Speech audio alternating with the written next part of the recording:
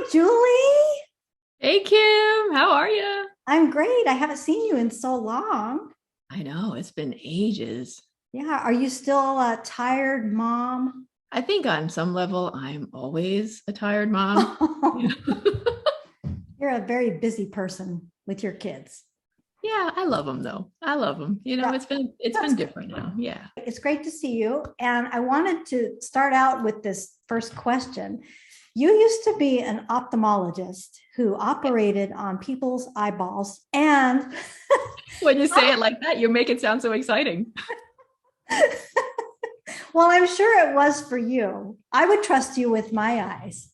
Oh, thanks. Thanks. So, how did you go from that to becoming a functional health and movement coach? And exactly what is that? Well, let's see. Let's start from the beginning, I guess.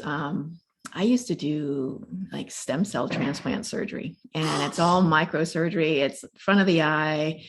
And it was actually really fulfilling because of all those people that came in to be evaluated. They had had some sort of injury and then they had lost their sight. And you can imagine like the feeling of being able to bring some of that back to them Oh, after they'd gone on and seen doctor after doctor after doctor. I had a great mentor. He was an amazing, amazing surgeon and had wonderful training with him. And then took everything I learned from him and brought it to my own practice. wow, you brought their sight back. Yeah. It's one of those things where I don't think until you sit and look at it, you actually can't recognize how much that means, for the patient. It Oh, really is a remarkable thing. And then you don't want to be too egotistical because you're like, wow, I did that. But then, you start to think, yeah, I had a part in it. It's really an amazing thing to bring this back for folks that have lost their sight. most definitely. So, how did you go from doing that and then becoming a coach? Well, it's actually very interesting because I felt like everything was, kind of zipping on forward at a pretty nice pace. When I started my practice, I was in practice for about 10 years. And then I got, I got pregnant with my daughter and I was like, oh yeah, after she comes, I'll just pop back in, get off the elevator at this level just to take a quick break. And then I'll get back on as soon as, she's old enough and we find like, daycare or a nanny. And I ended up injuring myself and getting a couple of autoimmune diagnoses to boot, kind of all in that time frame. And so somehow in there, between the two kids, between all of that, it kind of put me in a place where I wasn't really able to practice the way that I wanted to. And so you can imagine like having, and I don't know, I mean, I do have other colleagues and friends that are doctors who are, the identity of the person, like my identity was wrapped up in what I did because I loved it. I mean, I lived it day and night. We were teaching young surgeons to improve their skills. It was just something that I really truly adored. But it came to this screeching halt, and there was a lot of processing, I in terms of bet. like thoughts and emotions, and kind of feeling sorry for myself at times, and just you know at one point I decided I was like, okay, this is not how I want to be. I may not be able to do this in the way that I did before in terms of helping people, but there's nothing wrong with my brain. There's nothing wrong with what I have in terms of skills to bring help to other people in a different way. And so what I was finding was that for the most part, you know, people that were in my circles, like moms with young kids or moms that had young kids that were going back to work, everybody was saying the same thing. They either were really tired, they were unhappy with how they looked. And of course, you have all those infomercials on TV where, somebody has this amazing transformation in 6 weeks. And it's like, oh my goodness, can I do that? Right. Yeah. And everybody wants this image of themselves that they have in their mind, but they couldn't really find like a way to be consistent about it and to sustain it. And so, long story short, the moms let everything else get in the way, like what everybody else needs or wants or thinks or knows, that it's like superior to what like they wanted or needed. And so they always took a back seat.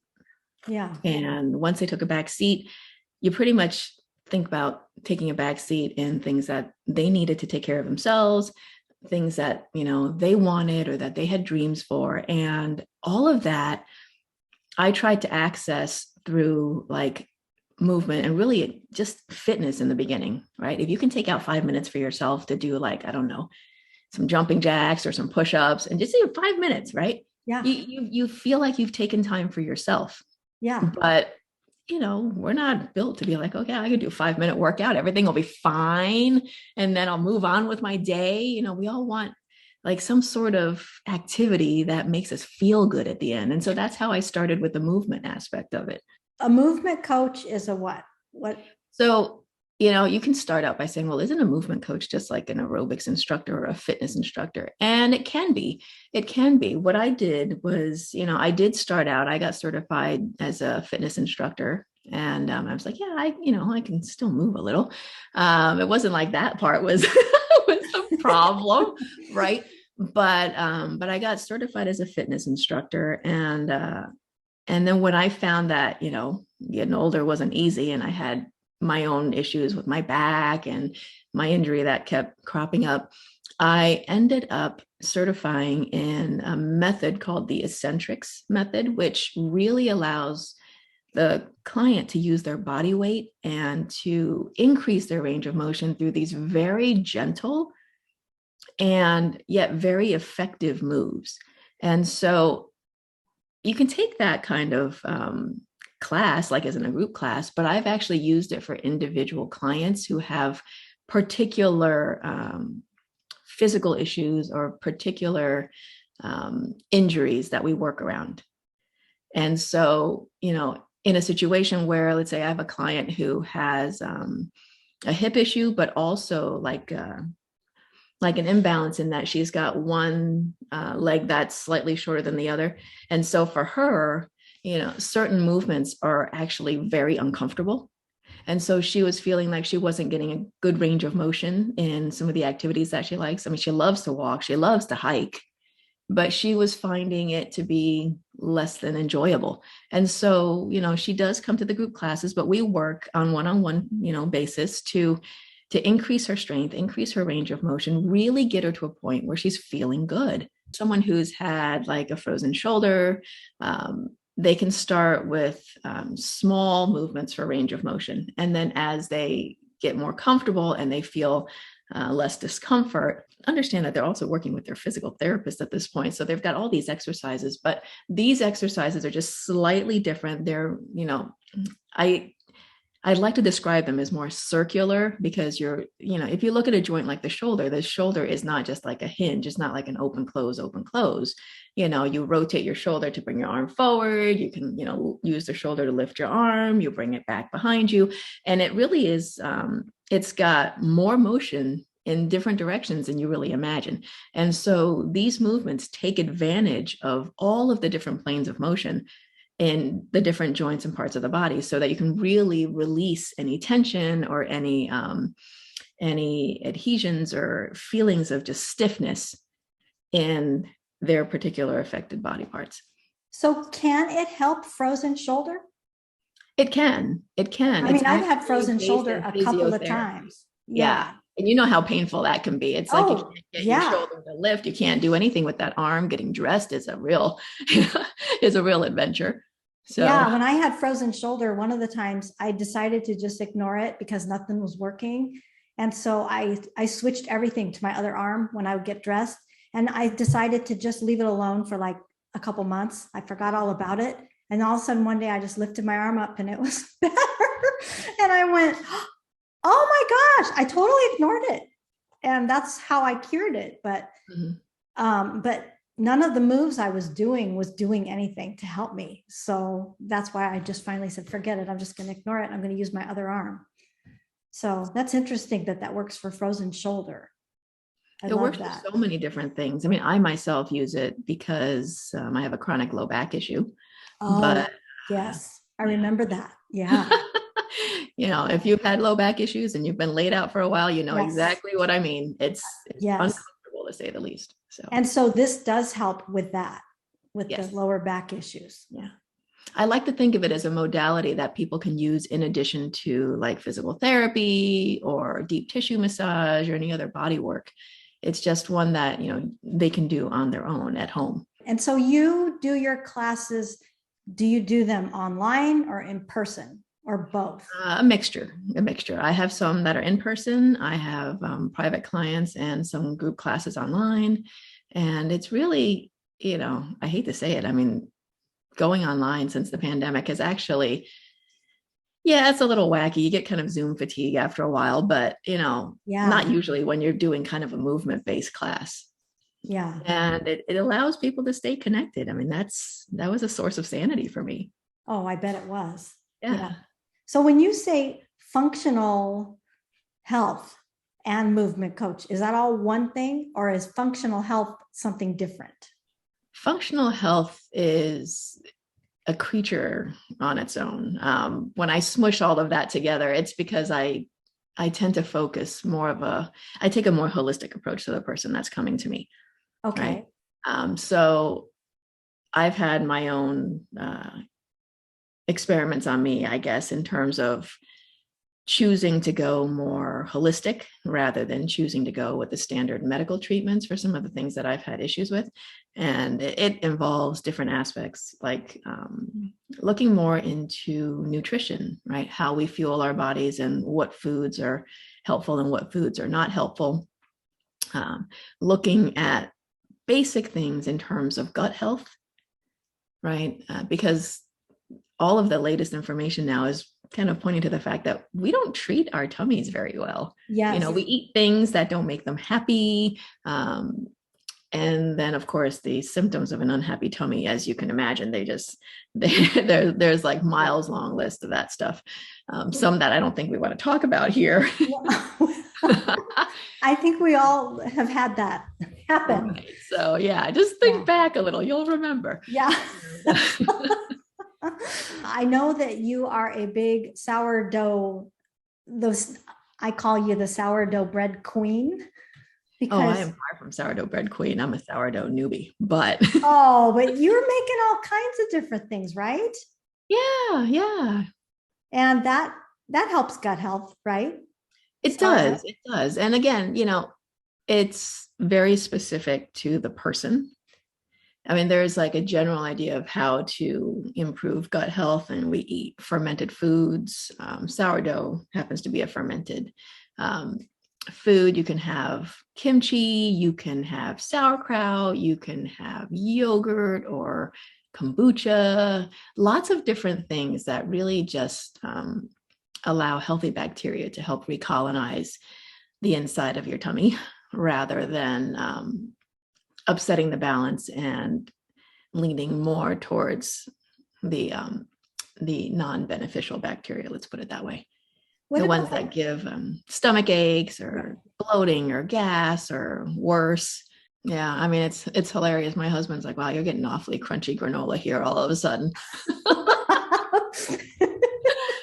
We've got like, mason jars and things that are bubbling. They're, it's like a chemistry experiment in the kitchen. Oh my goodness. It's hilarious. Do your children like all these foods? Yeah, amazingly enough, I'm very lucky. But, some folks, it's hard to get their kids to try things. But like kombuchas, the fruity ones, it's kind of like a bubbly, healthy-ish soda. Oh, yeah. It is good for you. Is that the one where you have the mother? Yes. Oh, and you do that. You do that thing with the mother in a jar in your kitchen. I have to admit, I tried that. I gave up on that experiment. I have too many little babies to take care of. The sourdough baby, the kombucha baby, the kefir baby. What is your favorite part of the job that you do now? It's like a secret. It's funny. One of my coach friends said this to me the other day. She's like, I'm a mom coach, but really I'm an undercover, like empowerment coach, So right. But isn't that interesting? So you think about the fact that we're looking at a surface level issue, right? You have pain in a certain part of your body, whether it's related to like digestion or some other health issue, or it's literally like pain in, your shoulder or your back or your hip. So that's superficial. Once you learn a way to address it that is successful for you, that's like a win, right? Then you start looking at things that you're still not happy with. And you're like, okay, well, maybe I can improve on those aspects of my life as well. Yeah. Right. And so this is kind of like the surface level problem solving kind of thing. Yeah. Where once they start to realize that they can feel better and feel healthier, feel stronger, have more energy, then they start looking at other aspects of their life that they want to improve. And so I don't want to say that it's like a secret identity kind of thing, but it's like the doorway into exploring what else you can improve in your life. Like what else do you want, or what other dreams do people have, that come after they start feeling better about themselves. How rewarding for you to watch that happen. Yeah. Yeah. It takes time, but just like, the other thing before, people used to take a while to heal before they could see. And this is, this might be a little bit faster. You can see it, you can feel the difference, pretty much within the first couple of sessions. And, but it's the same benefit. It's seeing somebody being able to transform into a happier, healthier version of themselves. Yep. That's great. So in addition to your coaching, you also sell makeup by the company. Oh, yeah, Beauty I know. Counter. I love it. So tell me, how did you get into that? It still ties back to the health issue. I had, like I said, I had a couple of autoimmune diagnoses. And one of the things that really was bothering me was it turned out to be partly like a food intolerance. But long story short, it was just, I had ended up with like redness and like what looked like a rash on my face that wouldn't go away. So, I mean, you figure, I'm like, okay, drugstore, medicated creams, this and that. What do I do? Is it acne? Is it not acne? And the closest that I ever came to really pinning it to a diagnosis, the dermatologist said it might be a form of rosacea, but it didn't respond to any therapy for rosacea that I had been trying. And so then, of course, I put my brain to work and I said, well, what if I tried the all natural route, how people can make their own lotions and toners at home and moisturizers, very simple ingredients, right? Shea butter, coconut oil, olive oil. And so I tried mixing some of my own at home and it helped a little bit. But then one of my girlfriends was like, you know what? I just bought this line of makeup and I think you should try it. And so she sent me some samples, tried it. Within a week, the redness was almost gone, like entirely. I looked at myself in the mirror and I was like, I don't believe it's almost gone. My husband even said, hey, that looks better. And he notices nothing, right? Okay. Like the men, they're just, wow, did something happen to you 6 weeks after you lose 15 pounds or whatever? It's like, so for him to notice, it was like, oh, what an observant husband. I know, right? Hey, your rash is gone. Thanks, honey. I just noticed. But no, so the fact that he was able to notice also was a big thing. So it wasn't something that was just in my head. And so I did a little research into the company. And the funny thing is, most people have this like skeevy feeling about companies that are direct sales, or they think it's some sort of pyramid scheme. I went into it because it was the only thing that worked for me. Okay. And so I had no intention of selling whatsoever. And then I had another friend say, hey, what are you doing with your skin? Like, what are you talking about? And she's like, no, you really look like everything's all cleared up. I said, I made a New Year's resolution a couple of years ago, although now it's like probably 3 or 4 years ago. But I said I was going to really just kind of stick to a very simple skincare regimen. I wash my face, I put on a serum. My goodness, those things are like, it's like a vitamin shot to the skin. And then I make sure I moisturize and I have my sunblock. And she's like, that's it? And I was like, yeah, that's it. And she's like, oh, can I try some? So I made her a little, a few little vials of samples, and she tried it and she loved it. She's like, okay, so do I buy from you or do I buy from the store? And then that just kind of, one thing led to another. And, I'm not out there very actively promoting it because I use it as one aspect of like the health journey for my clients. Because sometimes, we talk about things that are not so good for us, like things, I hesitate to use the word toxins, but it's been used a lot. Like, we have a lot of exposures to different chemicals, some of which we assume is good for us because, well, if it's being sold on a shelf, why wouldn't it be okay? Oh, yes, it must be good for us. Yeah, it must be fine. Yeah. I mean, the FDA has approved it, so it must be fine. Yeah. Right. And it turns out a lot of those chemicals are not necessarily beneficial, especially for long-term exposure. But don't they affect your hormones?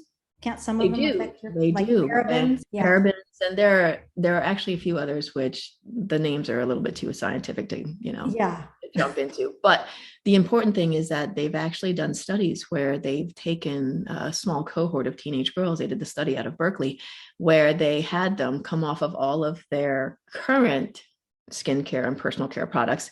And within a week, they saw levels of these chemicals drop like precipitously. So it doesn't even take that long to quote unquote detox from the exposure that we normally get. And if you imagine women in particular, but I would say, men are in this group too. Like they have the stuff in the shaving cream and their lotions and aftershave or whatever it is that they use.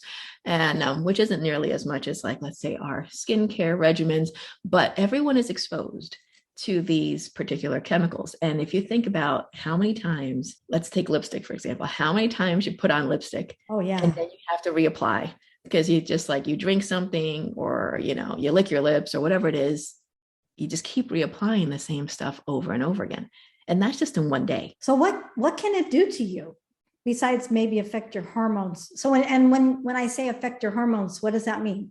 When it affects your hormones, what's it doing? So they've been finding in some cases that kids have been, especially young girls, like the age of puberty has been creeping closer and closer and closer to like age 10. So you can get things like precocious puberty, gynecomastia in young men where their breasts are a little bit more swollen. They were looking into folks that have polycystic ovarian syndrome, where a lot of the different chemical exposures might be keeping them from being able to manage a healthier weight. There are so many different aspects to the disruption of normal biological function that they're finding more and more and more. I mean, even if you look at the standard media right now, they've had different companies that have pulled deodorants off the shelf because they have benzene in them. And benzene is not exactly something you want to be inhaling or putting on your body. It's a carcinogen. All of these different things, even though the exposure is like a small amount each time.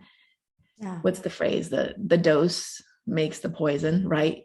The additive dosage tends to cause some of these other issues. But, you can look at it in two different ways. You can be scared and you can freeze, or you can look at something and say, okay, well, if this is what the studies are showing, let me make a choice. Let me choose something different. And what about aluminum? You see aluminum in a lot of things. Do you know anything about? Yeah, aluminum, they've actually, in some of the studies, they've implicated it as part of the cause for Alzheimer's. The issue with aluminum came up because it was widely used in deodorant. Yeah, we have a non-aluminum deodorant. Right. Love. And I don't have the specifics on the other studies, but they're finding that any accumulation of metals, I think that a lot of the studies have been showing heavy metals like mercury and other accumulations like lead and things like that. You can definitely cause issues in terms of neurotoxicity. I don't have the other information for you. I can always find some other links that you could use with your audience if they're interested. Yeah, I just wonder what else would aluminum be in besides deodorant? Are they in? It's in cookware. In cookware, yeah, right. Yeah, aluminum pans. Right. Yeah, we switched out all our pans. Mm-hmm. But was just wondering if there were any other things, any other products like lotions or anything like that. Do those have Not aluminum in them? Not generally. And I've been looking because, my kids have allergies and sensitivities to so many different things. I read the labels like a maniac at the store. Oh man, you must. I'll be right back. No, you won't. You'll be back in 2 hours. I know. It's like, and of course, now that that I have to have reading glasses, it takes a little longer, but Oh. Oh, well, at least your kids are in good hands with you. hey, they're starting to get into their own driver's seats. Like they can pick out the food that they like. I mean, yeah, I don't stock a lot of junk food at home. We still have snacks, but they pick, and they're making good choices. Yeah. What kind of snacks do you have at home? Do tell. Oh, chips, dried fruit, granola Oh, bars. are they healthy chips? Or Well, are it they depends like, on what you call healthy. what do you call healthy? Oh, maybe you don't call it healthy, No. I mean, I think they're, like I said, everything in moderation. If, but it's you in my can't eat just experience. one. I don't have those chips. Oh, okay. I have a little machine. It just puts out one portion size. No, I'm kidding. Oh. No, I think that really putting the kibosh on their choices in terms of snacks, it just makes them want to go back and get it again and again and again. And Right. like, well, okay, here are your choices. You can have some chips, you can have some pretzels, you can have some fruit, you can have dried fruit. Sometimes they just prefer chocolate chips, but they make their choices. And the funny thing is, they have a good sense of when they're satisfied, Yeah. and then they move on, which I love about kids. That's one of the things I work on with some of my clients. And we always ask, how did it get to this point where we like need a whole pint of ice cream? And like the kid is like taking 2 bites, and he's like, oh, I'm done, I'm full. My husband eats like that. He just eats enough and then he's done, even if it tastes really good. Like I love food. And but I purposely stop myself from overeating because it just doesn't feel good when I overeat. But I don't want to stop. Because I love the taste of food. So I have small portions. And then my husband will just like, he doesn't care if it tastes good. He just says, nope, I'm not having any more. It's great. Yeah, he's like, I'm done. Yeah. Leftovers. So what's one piece of advice you'd want to give to people about their health and wellness? Is there anything that you'd want to tell people out there, the listeners? I would definitely say you should stop believing that this is just the way it is. And it sounds really, cheeky to say it that way. But I have been through enough of my own diagnoses and looked through enough different ways. Like I just researched different ways of taking care of myself, that what they're telling you, and now I understand the irony of this because I'm telling you as a non-practicing physician now, like, your doctor may not know everything.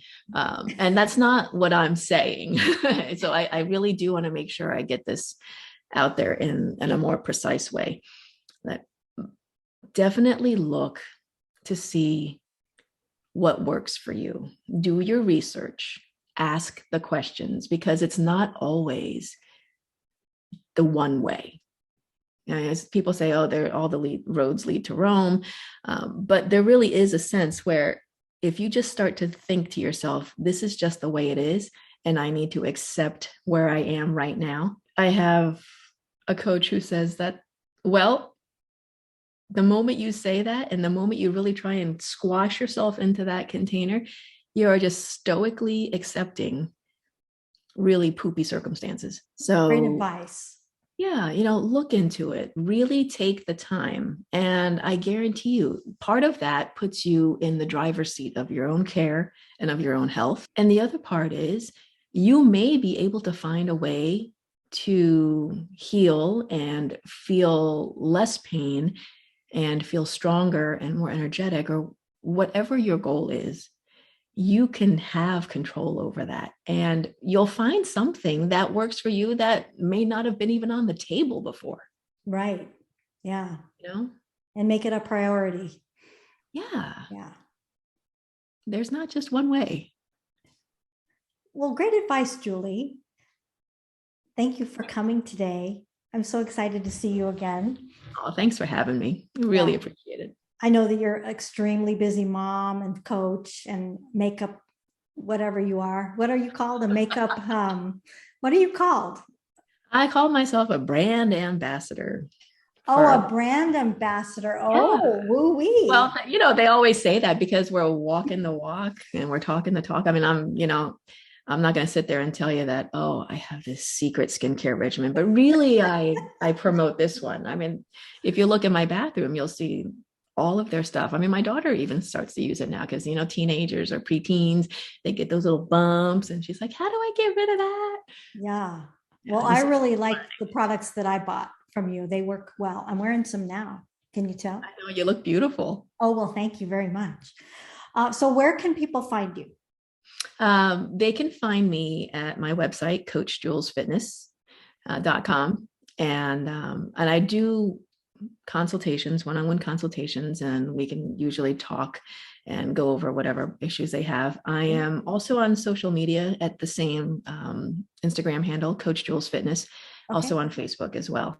Okay. I prefer more one-on-one discussion because you can kind of tell by how I look at things that I find that everybody has a very personalized way of getting to the goal that they want. Yeah. And so that's where you'll find me. All right. Well, thank you again. And I'll include your links in the show notes. And hopefully Excellent. we can do this again soon. I know we should have coffee again, Kim. Yes, let's do it. All right. I'll talk to you soon. Bye. Okay. Bye.